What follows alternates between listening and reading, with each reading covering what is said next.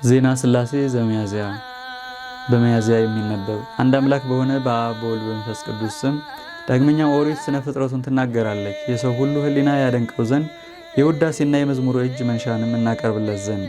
እግዚአብሔርም አለ፣ ባሕር የሚንቀሳቀስ የእሳትን ወገን አራዊትንም በየወገኑ ታውጣ አለ። እንዲሁም ሆነ።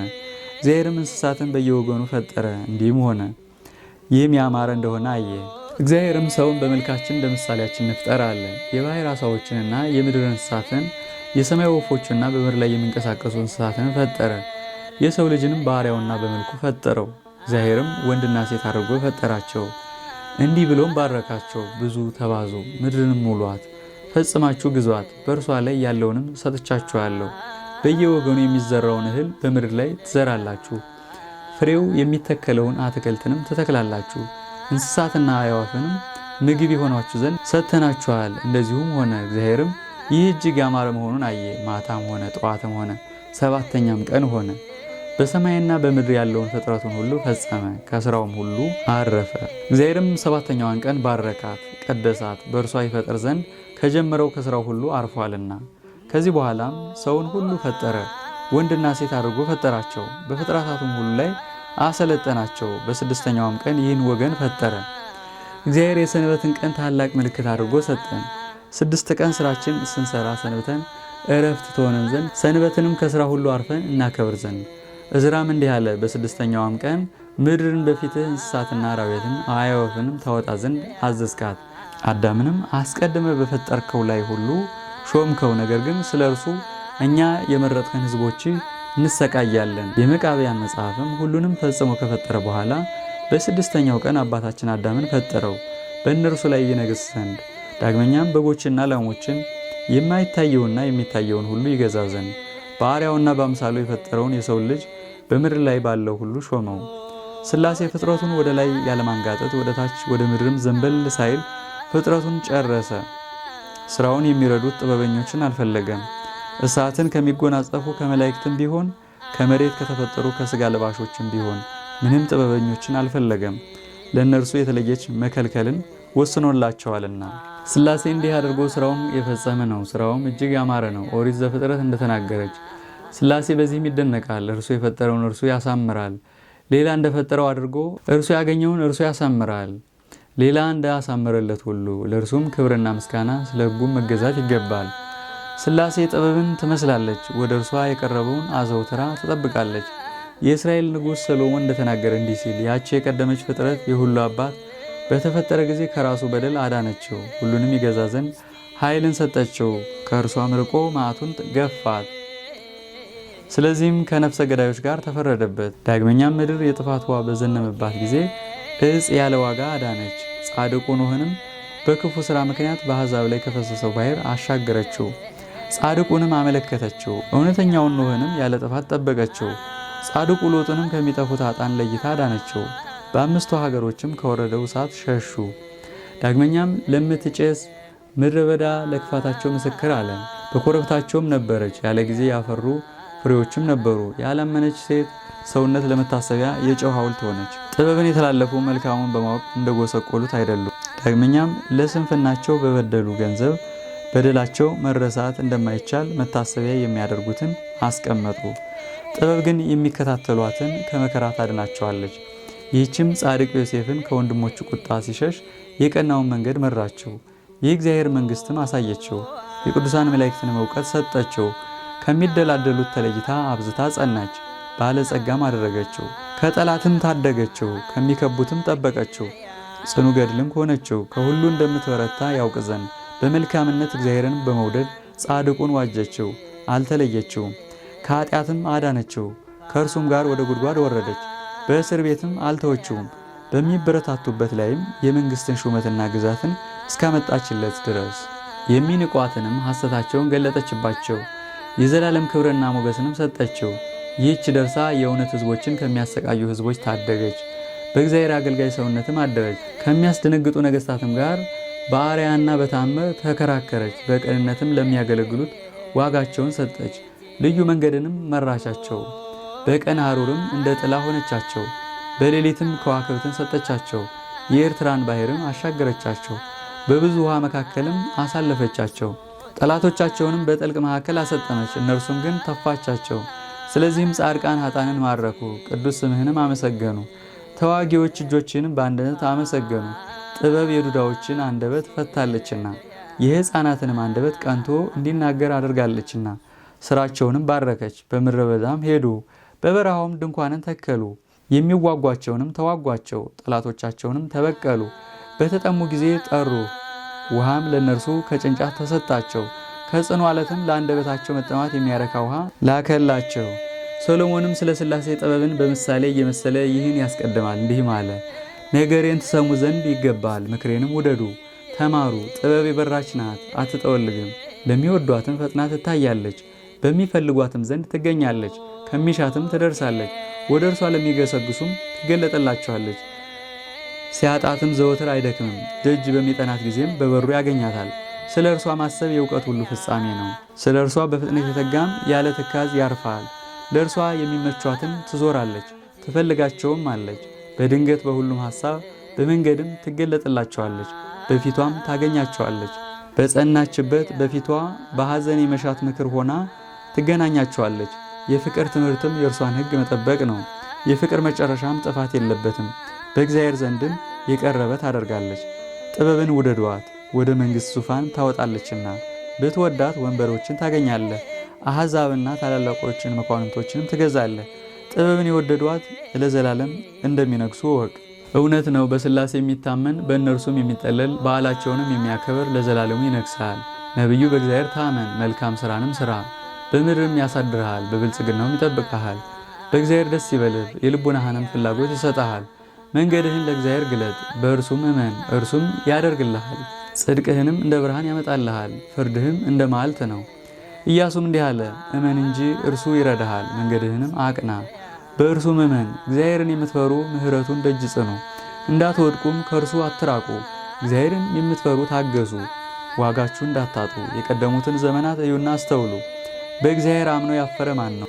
እርሱንስ በመፍራት ጸንቶ የጣለው ማን ነው? እርሱን ጠርቶስ ችላ ያለው ማን ነው? እግዚአብሔር ይቅር ባይና መሐሪ ነውና ኃጢአትን ይቅር ይላል፣ በመከራ ቀንም ያድናል። ስለዚህም የእግዚአብሔርን ምሕረቱንና ድንቅ ሥራውን ለሰው ልጆች ነገሩ፣ አስተምሩ።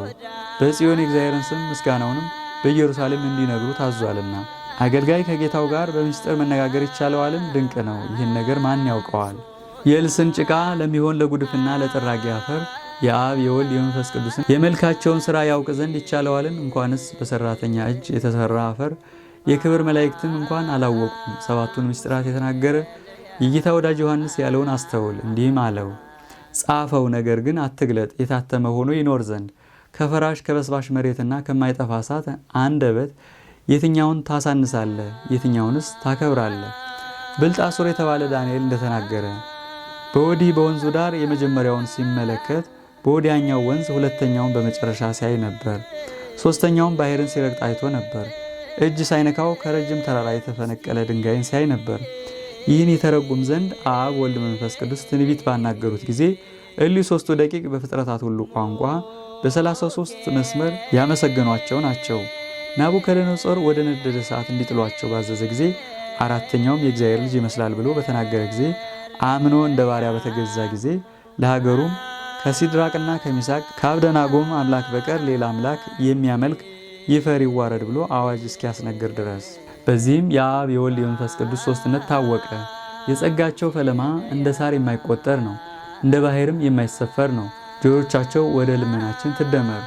ወደ ዱር ስንሄድ ወደ ከተማም ስንመለስ እስከ መጨረሻዋ ሕቅታ ድረስ ሰማይና ምድርም እስከሚያልፍ ድረስ ይቅርታቸውና ምሕረታቸው ከሁላችን ከሕዝበ ክርስቲያን ጋር ይሁን ለዘላለሙ አሜን። ዜና ሥላሴ ዘሰሉስ። አንድ አምላክ በሆነ በአብ በወልድ በመንፈስ ቅዱስ ስም የአጶይዶን አለቃ የሱሳ ነቢይ በወንዝ ዳር 3 ሰዎችን አይቶ ፈጽሞ አንድ ሲያደርግ የተናገረውን የሥላሴን ታሪክ እንፈጽም። አንዱ አርድ አንቀጥቅጥ የለበሰ፣ አንዱም በተውሶ ልጅ አምሳል፣ አንዱም በጎልማሳ አምሳል ነበረ። እሊህ ሦስቱ እነማን ናቸው? አርድ አንቀጥቅጥ የለበሰው የአዳምን ሥጋ የተዋሃደው ወልድ ነው። የሰው ልጅ የተባለም እርሱ ነው። አምሳሉ የተባለም አብ ነው፣ ልጁን ይመስለዋልና። እንደ ጎልማሳ አምሳል ያለውም ያለ ኃጢአት ሰው የሆነው ወልድ ነው። ራእዩ የተባለውም መንፈስ ቅዱስ ነው። ዳንኤል ይህን ራእይ ከጻፈበት ጊዜ ጀምሮ በ483 ዓመት እግዚአብሔር ወልድ ወደ ዓለም መጣ፣ የአብርሃምን ልጅ ሥጋም ተዋሃደ። ይህችውም በድንጋሌ ሥጋ በድንጋሌ ነፍስ የጸናች ቅድስት እመቤታችን ማርያም ናት። ነቢዩ ኢሳይያስ ንጉሥ ዖዝያን በሞተበት ዓመት እግዚአብሔርን በረዥምና ከፍ ባለ ዙፋን ላይ ተቀምጦ አየሁት። ሱራፌልም በዙሪያው ቆመው ነበር። ለእያንዳንዱም 6 ክንፍ ነበረው። በ2 ክንፎቻቸው ፊታቸውን ይሸፍኑ ነበር፣ በ2 ክንፎቻቸውም እግራቸውን ይሸፍኑ ነበር፣ በ2 ክንፎቻቸውም ይበሩ ነበር። አንዱም ለአንዱ ቅዱስ ቅዱስ ቅዱስ የሰራዊት ጌታ እግዚአብሔር፣ ምድርና ሰማያት ሁሉ ከክብሩ ተመልተዋል እያሉ ይጮሁ ነበር ያለውን እንፈጽም። ስለዚህ እኛም ከወልድ ከመንፈስ ቅዱስ ጋር በሕልውና አንድ የሆነ አብ ከተወላዲነት ከሰራጺነት ሕሩም ነው። ከአብ ከመንፈስ ቅዱስ ጋር በሕልውና አንድ የሆነ ወልድ ከወላዲነት ከአስራጺነት ሕሩም ነው። ከአብ ከወልድ ጋር በባህሪ በሕልውና አንድ የሆነ መንፈስ ቅዱስ ከወላዲነት ከአስራጺነት ከተወላዲነት ሕሩም ነው እንላለን። ሰለስቱ ደቂቅም አብ ወልድ መንፈስ ቅዱስን እናመሰግነዋለን ሲሉ ፈጽመው ገልጠውልናልና የትምህርት ሁሉ መገኛ መድኃኒታችንም ስታጠምቋቸው በስመ አብ ወወልድ ወመንፈስ ቅዱስ በሉ ብሎ አዞናል። ዳግመኛ በመጽሐፈ ኪዳን ቁርባን በምትቀበሉበት ጊዜ እንደዚህ በሉ፣ የማይመረመር ሶስትነት ያለው ቅዱስ ቅዱስ ቅዱስ ተብሎ የሚመሰገን በሉ ሲል አዞናል። አንድነትን ሶስትነትን ያስተማሩ አባቶቻችን ሐዋርያትም የጌታችን ቅዱስ ሥጋውን በምትቀበሉበት ጊዜ አንድ ጊዜ አሜን በሉ፣ ክቡር ደሙንም በምትቀበሉበት ጊዜ አሜን ወአሜን በሉ ሲሉ አዘውናል። ይህም የሥላሴ ዜና ነው። አሁን እነሆ በገጽ ሶስትነታቸውን አደረስን ገለጽን። ዳግመኛም ኢሳይያስ ከምስጋና መላእክት አንደበት ይህን ዜና ሥላሴ ሰምቶ ትንቢት ተናገረ። ጥንድ በሬ አንድ ጥማድ በሬ ግዳጅ አይፈጽምምና 1 ቁናም አያስገኝም። 6 መስፈሪያ የዘራ 3 መስፈሪያ ያገኛል። እነሆ የጥንድ በሬዎች ትርጓሜ እነርሱ ኦሪትና ነቢያት ናቸው። እነርሱም የወንጌል መልእክተኞች ሐዋርያት ማስተማራቸው አስቀድሞ ግዳጅ ያልፈጸሙ ኦሪትና ነቢያት ናቸው። አካላዊ ቃል በሁለት ወገን ድንግል ከሆነች ክብርት እመቤታችን ማርያም በነሳው ሥጋ ከመገለጡ አስቀድሞም ነፍሳትን ከሲኦል አላዳኑ። ዘሮችም 6ቱ ቃላተ ወንጌል ናቸው። ለሕገ ወንጌል የሚታዘዝ ሁሉ በአንድነትና በሶስትነት ለሚመሰገኑ ለአብ ለወልድ ለመንፈስ ቅዱስ ማደሪያና ማረፊያ ይሆናልና በመለኮት አንድ መሆናቸውን እንናገር ዘንድ እንመለስ። መላእክት ቅዱስ ቅዱስ ቅዱስ ብለው በሚያመሰግኑት ምስጋና በገጽ 3 መሆናቸውን ያስቀድማሉና አንድ ጊዜ ሰራዊት ጌታ እግዚአብሔር ሲሉም አንድነትን ያስከትላሉ። ኦሪትም እስራኤል ሆይ ስማ፣ አምላክ እግዚአብሔር አንድ ነው። ይህንም በሰማችሁ ጊዜ በአካሉ አንድ የሆነ እንዳይመስላችሁ። መናፍቃን ሆይ ነቢያት ሥላሴን በአንድነት ሲያመሰግኑ ስማቸውን በገጽ 3 መሆናቸውንም ሲያስረዱ አብ ወልድ መንፈስ ቅዱስን እናመሰግነዋለን ይላሉ። በገጽ 3 ስለመሆናቸውም ለአብ ለወልድ ለመንፈስ ቅዱስ ምስጋና ይገባል ይላሉ። ሐዋርያትም በገጽ 3 መሆናቸውን በአብ በወልድ በመንፈስ ቅዱስ ስም ሲሉ ያስቀድማሉ። አንድ አምላክ ሲሉም አንድነትን ያስከትላሉ። እነሆ መላእክት ከኦሪት አንድ ሆኑ፣ ሐዋርያትም ከነቢያት ጋር ተስማሙ። በእነዚህ ትምህርትም በገጽ 3 መሆናቸውን በመለኮትም አንድ መሆናቸውን በአካላት 3 በመንግስት 1 በስም 3 በባህሪ በሕልውና አንድ መሆናቸውን እናምናለን። እናንተ ልቡናችሁ የሰነፈ ከሃይማኖት የተለያችሁ ሕዝቦች አስተውሉ። ሰነፎች መቼ ይጠበባሉ ተብሎ እንደተነገረባችሁ ጆሮን የተከለው አይሰማምን? ዓይንንስ የፈጠረው አያይምን ተብሎ እንደተነገረባችሁ አሁንም ከቅዱሳት መጻሕፍት አውጥተን ስለ አንድነትና ስለ ሶስትነት ያለውን ምስክር አስቀደምንላችሁ። መልካቸው እንደምንድነው? አምሳላቸውስ ምንድነው ብትሉም እኛም በአካል 3 መሆናቸውን ሳታውቁ ለምን መልካቸውና አምሳያቸውን ትጠይቃላችሁ እንላችኋለን። እስኪ እሳትን እዩ፣ መልኩ ምንድነው? እስኪ ፀሐይን እዩ፣ አርያው ምንድነው? እንደዚህ ዓለም እሳት በውሃ የሚጠፋ አይደለም። እንደዚህ ዓለም ፀሐይም በሰማይ የሚገባ የሚጠልቅ አይደለም። አሁንም አብ በአካሉ የሚነድ እሳት ነው፣ ወልድም በአርያው የሚነድ እሳት ነው፣ መንፈስ ቅዱስም በአምሳሉ የሚነድ እሳት ነው። የመለኮት ዋይ ሲሆን ዳግመኛም አብ በመልኩ ፀሐይ ነው፣ ወልድም በአርያው ፀሐይ ነው፣ መንፈስ ቅዱስም በአምሳሉ ፀሐይ ነው። የመለኮት ሙቀት አንድ ሲሆን ዳግመኛም አብ በመልኩ ብርሃን ነው፣ ወልድም በአርያው ብርሃን ነው፣ መንፈስ ቅዱስም በአምሳያው ብርሃን ነው። የመለኮት ጸዳል አንድ ሲሆን አብ በገጹ በአካሉና በመልኩ ፍጹም ነው፣ ስሙም እግዚአብሔር ነው። ወልድም በገጹ በአካሉና በመልኩ ፍጹም ነው፣ ስሙም እግዚአብሔር ነው። መንፈስ ቅዱስም በገጹ በአካሉና በመልኩ ፍጹም ነው፣ ስሙም እግዚአብሔር ነው። አብ በሁሉ ላይ ያለ ንጉሥ ነው፣ ወልድም በሁሉ ላይ ያለ ንጉሥ ነው፣ መንፈስ ቅዱስም በሁሉ ላይ ያለ ንጉሥ ነው። እግዚአብሔር ማለት በትርጓሜው ስመ መንግስት ነውና አብ ወልድ በመንግስት ስም እንደሚጠሩ እንደነርሱ በመንግስት ስም ይጠራል። በመከፋፈል የሚኖሩ አይደለም፣ በመለያየትም የሚቀመጡ አይደሉም፣ በመፈራረቅ የሚነግሱ አይደሉም። ዙፋናቸው አንዲት፣ ስልጣናቸው አንዲት፣ ግዛታቸው አንዲት ናት እንጂ አብ ለብቻው እኔ እፈርዳለሁ አይልም፣ ወልድም ለብቻው እኔ አምላክ ሆናለሁ አይልም፣ መንፈስ ቅዱስም ለብቻው እኔ እገዛለሁ አይልም። ሁሉም በሰማይ ያለው በምድርም ያለው የማይታየውም የሚታየውም በአንድ መለኮት የተያዘ ነው እንጂ። አኗኗራቸውም እንዲህ ነው። በአብ ቀኝ ወልድ በወልድም ቀኝ መንፈስ ቅዱስ ይኖራልና። ጌታ ጌታዬን በቀኝ ተቀመጥ አለው የሚል እንደተጻፈ ስለ አብ ጌታ ይላል፣ ስለ ወልድም ጌታዬ አለ፣ ስለ መንፈስ ቅዱስም እግዚአብሔር በቀኝህ ነው አለ። ይህንም ሥርዓት ዳዊት በመንፈስ ቅዱስ አይቶ ያለ እግዚአብሔር አምላክ ማን ነው? ያለ አምላካችንስ እግዚአብሔር ማን ነው? ኃይልን እንደ ዝናር የሚያስታጥቀኝ እግዚአብሔር ነው ሲል አሰምቶ ዜና ሥላሴን ተናገረ። ስለዚህም ከፍጥረታት ሁሉ ለሥላሴ አንድ ስግደት ይቀርባል። አብ የዋህ ነው፣ ወልድ ሩህሩህ ነው፣ መንፈስ ቅዱስም እንደነርሱ ነው።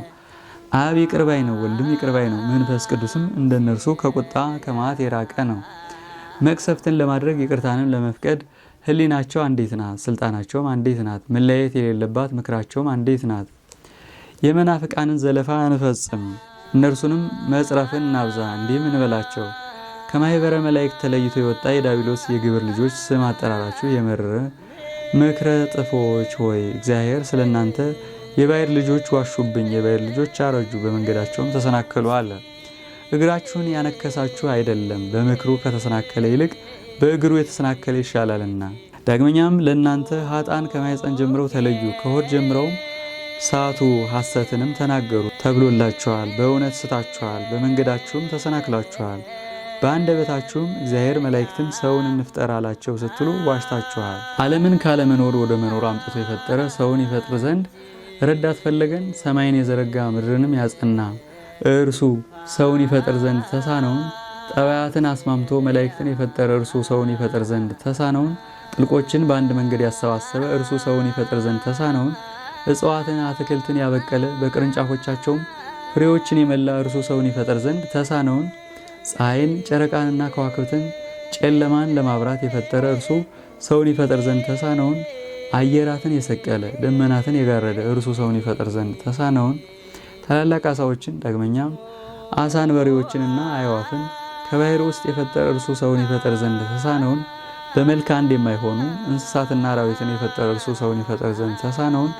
ሰረገላውን በነፋስ ክንፍ ይሄድ ዘንድ ያነሳ ዙፋኑንም በእሳት መጋረጃ የጋረደ እርሱ ሰውን ይፈጥር ዘንድ ተሳነውን?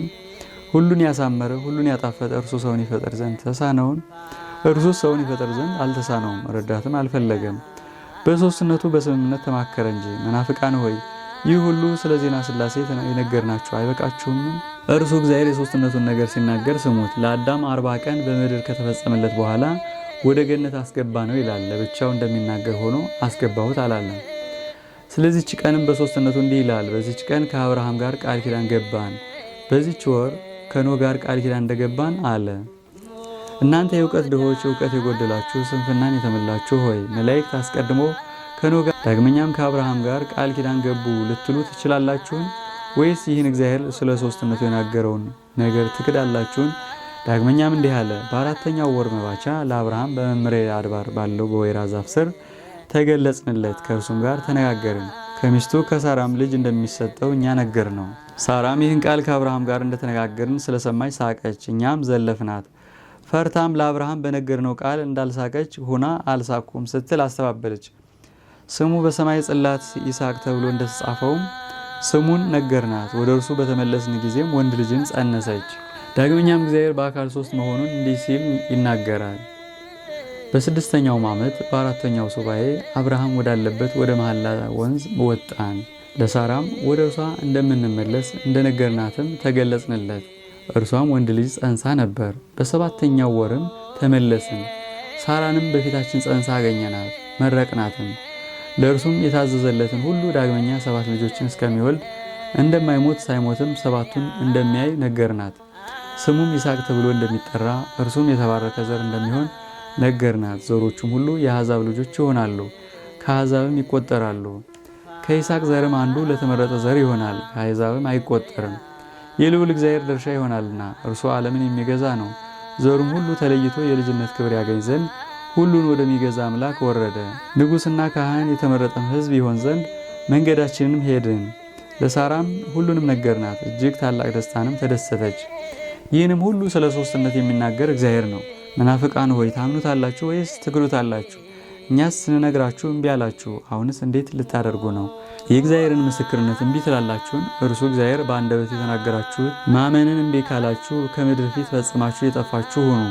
ሶዶምና ገሞራ እንደተደመሰሱ የመከራ እሳት እንዳነደዳቸውም ያንድዳችሁ።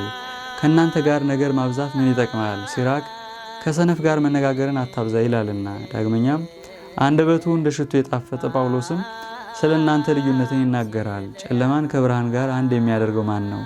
ጽድቅንም ከኃጢአት ጋር የሚያስተካክላት ማን ነው? የእግዚአብሔርን ታቦት ከጣዖት ጋር የሚያኖር ማን ነው? ዳግመኛም ጣዖትን በእግዚአብሔር ቤት የሚያኖር ማን ነው? ክርስቶስን ከቤልሆር ጋር አንድ የሚያደርገውስ ማን ነው? ምዕመናንን ከመናፍቃን ጋር ኅብረት የሚያደርግላቸው ማን ነው? ስለዚህም እንዲህ ብለን እናዛችኋለን፣ ከእንግዲህስ ወዲህ ከእኛ ተለዩ። እነሆ የኀፍረት ልጓም ባፋችሁ፣ የውርደት ንፎ መንደልቶ በአፈንጫችሁ አደርጋለሁ። ሂዱ፣ አጋንንት ይሳቧችሁ፣ ዛሮቹም ይጫኑባችሁ። እናንተ እባቦችና የእፉኝት ልጆች፣ እናንተ ውሾችና የተኩላዎች ልጆች፣ እናንተ አውሬዎች የጅብ ዘመዶች ናችሁ። አባታችሁ ዝንጀሮ እናታችሁም ጦጣ ናቸው። ሂዱ፣ ከእኛም ዘንድ ተለዩ፣ ዳግመኛም አትመለሱ። የሃይማኖት ሥርዓት የምትለውጡ እናንተ በሥላሴ ሰይፍ ተቀደዱ፣ በቁጣ በትርም ተቀጥቀጡ። ከሰይጣን አሽከላ አታምልጡ፣ በደይን ባሕርም ተዋጡ፣ ለዘላለሙ አሜን። የሥላሴ ርግቦች ሕዝበ ክርስቲያን ሆይ የሙሴን ኦሪት እንሰማት ዘንድ ኑ። ለምስጋና ሕዝቦች የሦስትነትን ነገር እንዲህ እያለች ስትሰብክ ከዚህ በኋላ 99 ዓመት በሆነውም ጊዜ እግዚአብሔር ለአብርሃም ተገለጠለት፣ እንዲህም አለው፣ እኔ እግዚአብሔር ነኝ፣ በፊቴ ተመላለስ፣ ንጹሕም ሁን። በእኔና በአንተ መካከልም ቃል ኪዳን አደርጋለሁ፣ እጅግም አበዛሃለሁ። አብርሃምም በግንባሩ ተደፋ። እግዚአብሔርም አብርሃምን ቃል ኪዳኔን በመካከልህ አደርጋለሁ አለው፣ የብዙዎችም አሕዛብ አባት ትሆናለህ። ከእንግዲህም ወዲህ ስምህ አብርሃም አይባልም አብርሃም ይባል እንጂ የብዙዎች አሕዛብ አባት አድርጌሃለሁና እጅግም አበዛሃለሁ። አሕዛብና ነገሥታትም ከአብራክህ ይወጣሉ።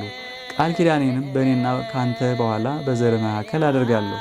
በዘመናቸው ሁሉ ለዘላለሙ ሕግ ይሆንላቸው ዘንድ እኔ አምላክህ እንደሆንኩም ያውቁ ዘንድ በውስጧ የምታድርባትን ይህችን ምድርም የከናንን ምድር ሁሉ ለዘርህ እሰጣታለሁ፣ ለዘላለሙ ይገዛዋት ዘንድ አምላካቸው ሆናቸዋለሁ። ዳግመኛም እግዚአብሔር አብርሃም እንዲህ አለው፣ አንተ ሕጌን ጠብቅ፣ ካንተ በኋላ የሚተኩ ዘርህም በዘመናቸው ሁሉ ሕጌን ይጠብቁ። በእኔና በእናንተ መካከልም የምትጠብቋት ሥርዓት ይህች ናት። ወንዶች ልጆቻችሁን ሁሉ ትገዝሩ ዘንድ የብልታችሁንም ሸለፈት ትገዝሩ ዘንድ በእኔና በእናንተ መካከልም ሥርዓት ይሁንላችሁ። ሕፃኑንም በ8ኛው ቀን ትገዝሩታላችሁ። ወንዶች ልጆቻችሁን በቤታችሁ የተወለደውንም ሁሉ በዘመናችሁ ሁሉ ትገዝራላችሁ። ለዘላለም ጸንታ የምትኖር ሥርዓቴ ትሆንላችኋለች። በ8ኛው ቀን የሥጋውን ሸለፈት ያልተገረዘ ሁሉ ያች ነፍስ ከወገኖቿ ተለይታ ትጥፋ፣ ሥርዓቴን አፈርሳለችና። ዳግመኛም እግዚአብሔር አብርሃም እንዲህ አለው፣ ሚስትህ ሶራ ከእንግዲህ ሶራ አትባልም፣ ስሟ ሳራ ይሁን እንጂ እባርካታለሁና ሕዝብን፣ አሕዛብን፣ ነገሥታትን ልጆች አድርጌ እሰጣታለሁ አለው። አብርሃም በግንባሩ ፍግም ብሎ ሰገደና ሳቀ። በልቡም ለእኔ 100 ዓመት የሆነኝ ሽማግሌ እኔ ልጆች እወልዳለሁን ሲል አሰበ። ሚስቴ ሳራስ 90 ዓመት የሞላት ባልቴት ስትሆን ልጆችን ትወልዳለችን ሲል አሰበ። አብርሃም እግዚአብሔርን ይህ ልጄ ኢስማኤል ነው፣ ከእንግዲህ እርሱ በሕይወት ይኑርልኝ፣ አቤቱ በፊትህ ማልዳለሁ። እግዚአብሔርም አብርሃምን እሺ አለው። እነሆ ሚስትህ ሳራም ወንድ ልጅን ትወልድልሃለች፣ ስሙንም ይስሐቅ ትለዋለህ። ሥርዓቴን በእርሱ ዘንድ ለዘላለም ቃል ኪዳን አድርጌ አጸናለሁ፣ ከእርሱ በኋላም ለዘሩ አጸናለሁ። ስለ እስማኤልም እነሆ ሰምቻለሁ፣ እባርከዋለሁ፣ እጅግም አበዛዋለሁ፣ አሕዛብንም ይወልዳል፣ ታላቅ ሕዝብም አደርገዋለሁ። ቃል ኪዳኔን ግን ሳራ በዚህ ጊዜ በ2 ዓመት ከምትወልድልህ ከይስሐቅ ጋር አደርጋለሁ አለው። እግዚአብሔርም ከእርሱ ጋር መነጋገርን በፈጸመ ጊዜ ከአብርሃም ዘንድ አረገ። አብርሃም ልጁን ኢስማኤልንና የቤቱንም ልጆች ሁሉ ወስዶ እግዚአብሔር እንዳዘዘው የብልታቸውን ሸንኮፍ ገረዛቸው። ያን ጊዜም አብርሃም የብልቱን ሸንኮፍ ሲገረዝ 99 ዓመቱ ነበር። ልጁ ኢስማኤል የብልቱን ጫፍ ሲገዘር 13 ዓመቱ ነበር። በዚያች ቀንም አብርሃም ተገዘረ፣ ቤተሰቦቹም ተገረዙ። እግዚአብሔርም ለአብርሃም በቀትር ሰዓት በድንኳኑ በር ተቀምጦ ሳለ በወይራ ዛፍ ስር ተገለጠለት። ዓይኑን አንስቶ አንገቱንም አቅንቶ በተመለከተ ጊዜ እነሆ 3 ሰዎችን በላዩ ቆመው ተመለከተ። በምድርም ላይ በግንባሩ ሰገደና እንዲህ አላቸው፣ ጌቶቼ ሆይ በፊታችሁ ባለሟልነትን አግኝቼ ከሆነ ውሃ አምጥቼ እግራችሁን ልጠብ፣ ከዛፉ ስርም እረፉ፣ እንጀራንም እናመጣላችሁና ብሉ፣ ከአገልጋዮቹ ዘንድ ካረፋችሁ በኋላም ወደ አሰባችሁ ትሄዳላችሁ አላቸው። እነርሱም ያልከውን ፈጥነህ አድርግ አሉት። አብርሃም ወደ ሚስቱ ወደ ሳራ ከድንኳኑ ዘንድ ፈጥኖ ሄደና 3 መስፈሪያ የስንዴ ዱቄት ፈጥነሽ ለውሽው፣ እንጎቻንም ጋግሬ አላት። ዳግመኛም አብርሃም ላሞቹ ወዳሉበት ፈጥኖ ሄደ። አንድ ታናሽና ያማረ ወይፈንን ወሰደና ለሎሌው ሰጠው። ፈጥኖ ማርዶ አወራርዶ አቀረበ። እርጎንና የማር ወለላንም ሎሌው የሰራውን የወይፈኑንም ስጋ መጣ፣ አቅርቡላቸውም በሉ። እርሱ ግን ከዛፉ ስር ቆሞ ያቀርብላቸው ነበር። እነርሱም ሳራ ሚስት ወዴት ናት አሉት። እርሱም እነኋት በድንኳን ውስጥ አላቸው። እርሱም የዛሬ ዓመት እንደ ዛሬው ወደ አንተ እመለሳለሁ፣ ሚስት ሳራም ልጅ ታገኛለች። ሳራ ከበሩ ዘንድ በኋላ ቆማ ሳለች ሰማች። አብርሃምና ሳራም እጅግ አርጅተው ነበር፣ ዕድሜያቸውም አልፎ ነበር። ሳራንም ልማደ አንስት ትተዋት ነበር። ሳራም ብቻዋን ሳቀች፣ በልቧ እስካሁን ድረስ ገና ነኝን? ጌታዬም አርጅቷል ብላለችና።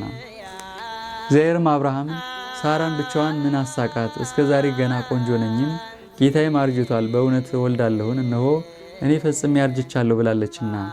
በእውኑ ለእግዚአብሔር የሚሳነው ነገር አለን? በዚህ ጊዜ ወደ አንተ በተመለስኩ በማግስቱ ልጅን ታገኛለች አለው። ሳራም አልሳኩም ስትል አስተባበለች። እርሱም የለም ሳቅሽ እንጂ አለ። ከዚህ በኋላ እሊህ 3ቱ ሰዎች ተነስተው ወደ ሶዶምና ወደ ገሞራ አቀኑ። አብርሃም ይሸኛቸው ዘንድ ከእነርሱ ጋር ሄደ። እግዚአብሔርም እኔ የማደርገውን ከወዳጄ ከአብርሃም አልሰውርም፣ እርሱ እጅግ ታላቅ ሕዝብ ይሆናልና የምድር አሕዛብ ሁሉ በእርሱ ይባረካሉና አለ። ለአብርሃም ልጆቹንና ቤተሰቦቹን የእግዚአብሔርን ሕጉን ይጠብቁ ዘንድ ምጽዋትና ቅን ፍርድንም ያደርጉ ዘንድ እግዚአብሔርም ለአብርሃም የተናገረውን ሁሉ እንደሚያደርግላቸው ያዛቸው ዘንድ እንዳለው ያውቃልና። እግዚአብሔርም አብርሃም የሶዶምና የገሞራ ጩኸት በዛ፣ ኃጢአታቸው እጅግ ከፍ ከፍ አለች። እንግዲህ ልውረድና ወደ እኔ እንደምትመጣ እንደ ጩኸታቸው ይፈጽሟት እንደሆነም ልመልከት፣ ያ ካልሆነ መረዳ ዘንድ ወርጄ ልመልከት አለ። እነዚያ ወንዶችም ይህን በፈጸሙ ጊዜ ወደ ሶዶምና ወደ ገሞራ መጡ። አብርሃም ወደ እነርሱ ቀርቦ አቤቱ ጻድቃንን ከኃጥአን ጋር አታጥፋ፣ ጻድቁም ከኃጡ ጋር አይቆጠር።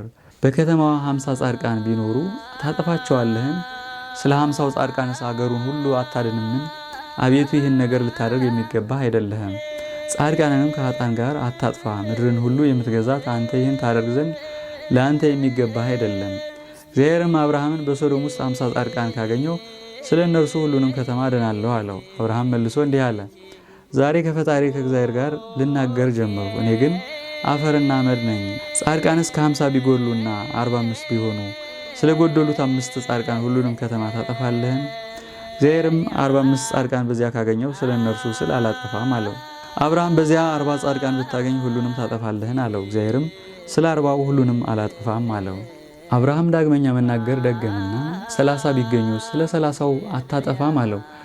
አብርሃም እንዲህ አለ፣ ከእግዚአብሔር ጋር እንድናገር መብት ተሰጥቶኛልና በዚያ 20 ቢገኙ ሳለው ስለ 20 አላጠፋም አለው። አብርሃም አቤቱ እናገር ዘንድ ፍቀድልኝ፣ በዚያ 10 ቢገኙ ሳለው እሱም ስለ 10ሩ ስል አላጠፋም አለው። እግዚአብሔርም አብርሃም መነጋገሩን ካስጨረሰ በኋላ ከዚህ አልፎ ሄደ። አብርሃም ወደ ቦታው ተመለሰ። የስሉስ ቅዱስ ይቅርታቸውና ምሕረታቸው ከመላው ሕዝበ ክርስቲያን ጋር ይሁን ለዘላለሙ አሜን።